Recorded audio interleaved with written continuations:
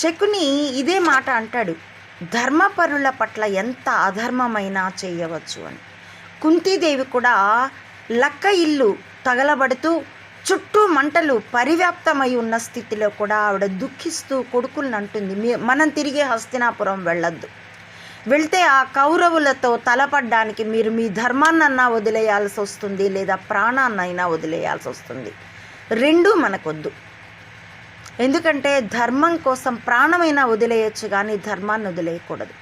కానీ అధర్మ పరులతో పెనుగులాడవలసి వచ్చినప్పుడు, అది సుదీర్ఘకాలమైనప్పుడు మనం కూడా ఆ ఒత్తిడి తట్టుకోలేక ధర్మాన్ని వదిలేయాల్సి వస్తుంది, లేదా ప్రాణాన్ని వదిలేయాల్సి వస్తుంది.